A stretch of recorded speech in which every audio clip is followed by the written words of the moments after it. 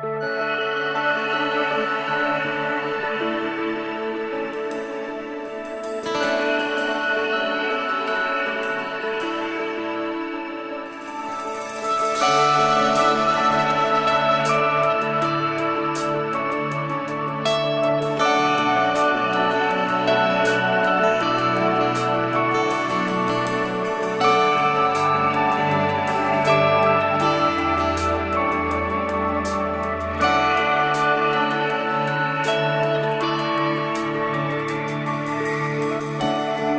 my heart, Lord, with the things that move yours. Turn my heart, Lord, with the things that turn yours. Break my heart, Lord, for the things that break your heart.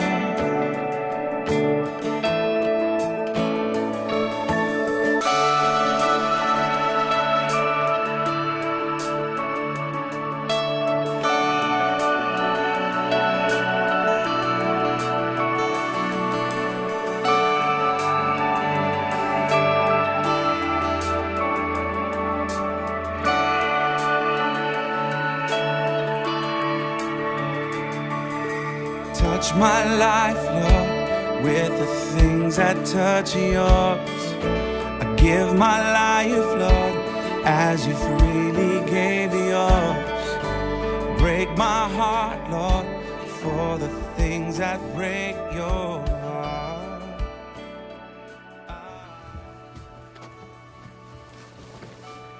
Hi, my name is Jonathan Hacker, and this is my story. I grew up in church all my life. My family's always been involved with church. My dad at one time was a pastor. So I've always been around church and knew what God was.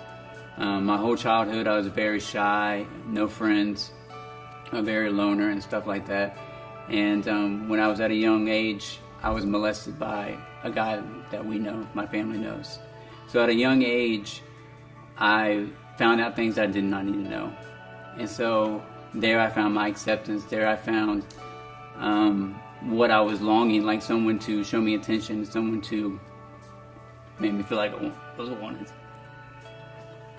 So my whole high school, my whole teenage years, like I said, I was loner. I didn't have friends. I didn't do anything like that. I went to college and came back, and when I came back, I met a girl and fell in love with her, and something happened in the relationship, and we broke up, and it devastated me.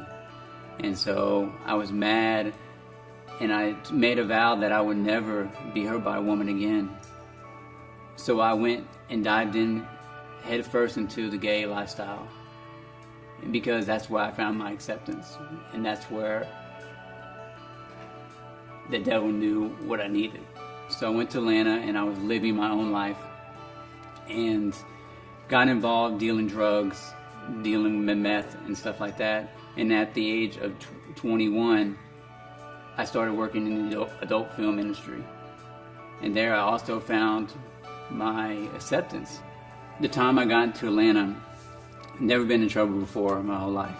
Got there, and within a couple years, I was getting arrested for drugs and going to jail a lot, until I was court ordered to go to a rehab in Atlanta, Georgia, called No Longer Bound. And there I found out that God loved me no matter what, that nothing that I could ever do could ever take that love away.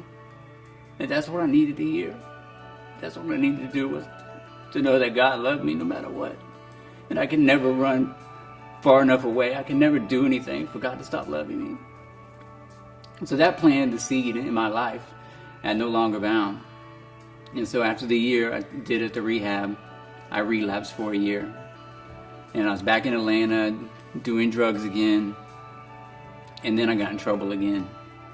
And so I knew, I'm like, something's got to change. So I talked to my public defender and I begged her. I said, look, I can't pull myself out of this. I can't make a change in my life. Please help me. And so the public defender with my judge decided they were going to banish me from the whole state of Georgia for 3 years. And I knew that with God taking me out of the situation that I couldn't take myself out of. And so they gave me 60 days to get out of Atlanta. And so I took it. I came to Orlando, and I really didn't have a church to go to. I started going to my aunt's. But I wanted something more. I wanted somewhere that I can meet single people because I was single. And so my friends Andy and Leslie Gillis go here. And so I was like, well, I'll go over here. I know they have a singles ministry. So God brought me over here and first went to the encounter. And thank God they sent me to the encounter. And that's when I met everybody. And I had no friends. And after the encounter, I had all these friends. Well, after the encounter, I wanted to get plugged in somewhere because I wanted to serve, and I know that I needed to be connected. And so I went to Navigate so that I could be an usher. And I went there, and Brittany and them told me, hey, come to the choir. And I said, yeah, I want to do that, but I want to go be an usher. And so that's how I began to sing in the choir and everything. And then they sent me to GAC. And I served in GAC. And I was like, but I want to usher so bad. And not even a month or two ago, I started ushering. But God has led me through all this stuff. I help with New Beginnings. I help in GAC. I love the choir. I love doing that. And I love ushering because I'm a server. I love to serve and I love to help. And I feel like God has given me another opportunity to be faithful. And He's like entrusted me. Even though it's a little small box. And everybody's looking at me. God's entrusted me with this box. And He trusts me so much that He's allowed me to help take His offering up. And I feel like it's a huge responsibility, and I love every time they ask me to do it. To any parents that are out there that their kids are lost or living a life in sin or on drugs, I just want to let you know that keep praying, because prayers brought me back. You never thought that your kid would come back, but I'm somebody that came back. I'm a kid that came back because of God and because of your prayer. And if you're someone out there that's in drugs or living a life that you're not supposed to be living, God can use you. He let me go through all that just to come to this moment to tell you that God can change you, that God loves you no matter what. You can't run far enough. You can't say anything or do anything for God to stop loving you.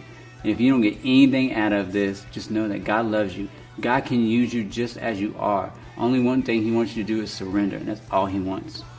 My name is Jonathan Hacker, and this is my story.